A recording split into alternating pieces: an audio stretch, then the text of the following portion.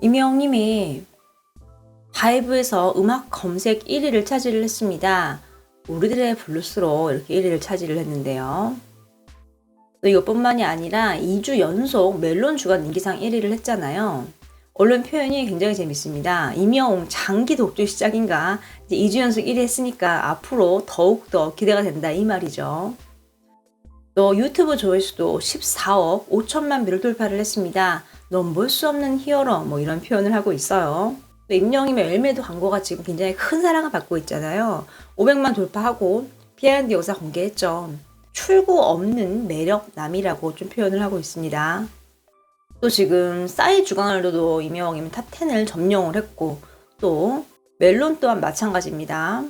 미스타에 컴백한 가수들이 언급이 되면서 임영웅, 르세라핌, 싸이 제쳤다 뭐 이렇게 표현하고 있어요. 전반적으로 5월이 정말 치열했습니다. 하지만 임영웅이면 너무너무 잘 해냈고 정말 남자 솔로 가수로서 완벽한 확인 도장을 탁 찍어준 이제 앨범이 좀 아니었나 싶네요. 평론가가 임영웅님의 노래를 좀 평가를 했습니다.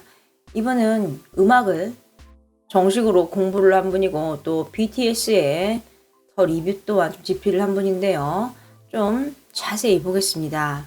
탐색전 12곡으로 빼곡히 메워진 임영웅의 첫 정규 앨범 I'm Hero를 들으며 즉각 머릿속에 떠오르는 단어다. 첫 곡 다시 만날 수 있을까부터 마지막 곡인 인생 창가에 이르기까지 어느 하나도 똑같은 방향성으로 들리거나 읽히지 않도록 한 점만 봐도 그 의도가 분명해진다. 이제 막 레코딩 아티스트로서 기지개를 켜기 시작한 임영웅이 품은 음악적 호기심과 포부의 첫 결과물. 과연 궁극적인 지향점은 무엇일까? 타이틀곡은 이 앨범에서 가장 많은 고민과 노력이 들어간 그야말로 앨범의 승부수라고 해도 무리가 없다. 이적이 가사와 곡을 줬고 정재일과 같은 발라드 최고수들의 손에 의해서 마무리된 노래다.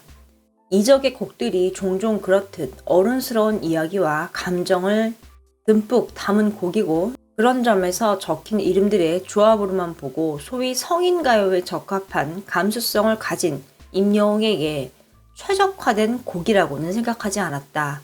결과는 예상 외의 어울림이다. 임영웅은 비브라토나 음처리는 완전히 팝 발라드 장르에 최적화되지 않은 그렇다고 트로트적인 것과는 확연히 다른 어떤 지점에 수렴되는 독특한 느낌을 준다. 어떤 의미에서는 이질적인 어울림이기도 하지만 웅장하게 고조되는 곡의 구조를 극도로 세련되지도 그렇다고 촌스럽지도 않은 적당한 선에서 담백하게 표현을 하는 임영웅의 목소리에 익숙해진다. 그의 목소리는 돋보인다. 물 흐르듯 자연스러운 합이라고 느껴지지는 않지만 오히려 그런 점에서 새로운 영역으로 확장해 나가려는 임영웅의 치열한 노력이 더 잘 드러낸 곡이라고 평가하고 싶다. 단연 앨범의 가장 큰 도전이자 성취다. 말하는 비브라토가 뭐냐면 떨림을 얘기를 해요. 이어지는 수록곡 무지개는 타이틀곡의 묵직함과는 다르게 가벼움을 앞세우면서도 앨범에서 가장 자연스럽고 무리 없는 완성도를 자랑하는 곡이다. 평범해도 좋으니까 함께 가요 라는 가사 구절이 이 노래의 모든 것을 잘 대변해준다. 하지만 바로 그 이유 때문에 이 곡은 도드라지기 쉽지 않은 가수 입장에서 소화하기 어려운 곡이 될 수도 있다. 감동을 자아낼 드라마틱한 구성도 가수의 호소력을 드러낼 고음역대 멜로디도 특별히 반전의 모멘텀도 없는 이 평범한 곡은 왜 그럼에도 불구하고 설득력이 있게 들리는 걸까?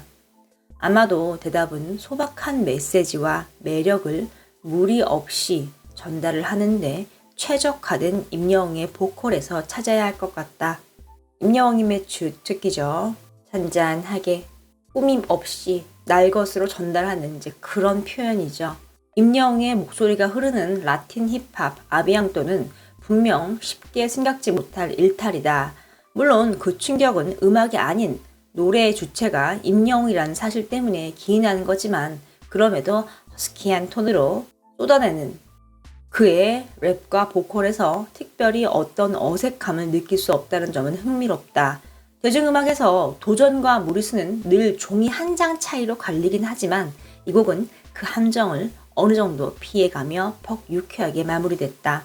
곡이 튀거나 독특한 게 아니라 임영웅이라는 아티스트가 불렀기 때문에 음악적인 충격이 있다는 거죠. 하지만 임영웅님 너무 잘했다고 지금 칭찬을 하고 있죠. 앨범의 전반부가 변신과 도전의 의중을 강하게 내비쳤다면 후반부는 그에게 가장 검증된 카드를 위해 마련되어 있다. 보금자리와 사랑력, 앨범의 뒷부분에 배치가 돼 있고 이 곡들이 가진 보험용으로서의 성격을 극대화하고 있다. 보금자리에 달려나가는 리듬에서는 좀 더 여유로운 사랑력의 로맨틱한 분위기에서도 임영웅은 자연스럽게 곡들을 밀고 당기며 많은 사람들의 기대감을 충족시킨다. 이 앨범의 성격과 의도는 더욱 분명해진다. 손이 참 곱던 그대에서도 알 수 있다. 개별적인 장르는 전방위적 보컬과 다채로운 매력을 드러내는 방편일 뿐 그 자체가 목적이 아니다.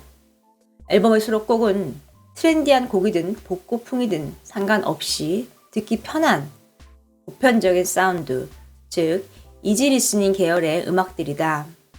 듣기 편한 기본적인 사운드라는 거죠. 장르와 편곡을 최대한 다채롭게 가져가면서 지루함의 여지를 없애고 있다는 점에서 장르 가수보다는 K-팝적인 접근법이라고 할 수 있다. 그리고 그 가운데 확실한 차별화된 근거이자 셀링 포인트인 임영웅이라는 아이돌이 있다. 임영웅님은 이제 아이돌을 표현하고 있습니다. 이제 그만큼 너무 다채롭게 잘 표현을 했기 때문에 이런 표현하는 거죠. 그리고 확실한 건 임영웅은 단순히 트로트를 넘어 성인 취향의 트렌디한 대중음악, 어덜트, 컨템퍼러리 장르를 그만의 방식으로 도전을 하고 싶었다는 것이며 그 의도를 제법 솜씨 있게 다채롭게 잘 구성했다는 것이다. 국민가수라는 칭호는 더 이상 큰 의미가 없다. 과연 누가 이 시대의 보편적인 감수성을 대변하고 대중들에게 폭넓은 지지를 얻을 가수인가? 정말 그런 가수가 가능한 것일까? 이분이 이제 미국 워싱턴 대학에서 음악학으로 박사학위를 받았고요. 또 BTS 더 리뷰, 지금 여기는 아이돌 아티스트를 좀 집필을 했습니다. 그래서 넓게 전 세계적인 안목과 또 이렇게 아이돌의 음악을 바라보는 시선까지 좀 접목을 해서 임영웅님의 노래를 좀 분석을 했습니다. 그렇기 때문에 이번 임영웅님의 앨범을 바라보는 시각 또한 남다를 수밖에 없었는데요.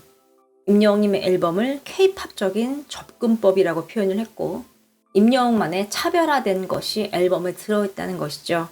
임영웅님의 앞날이 더욱더 기대가 되네요.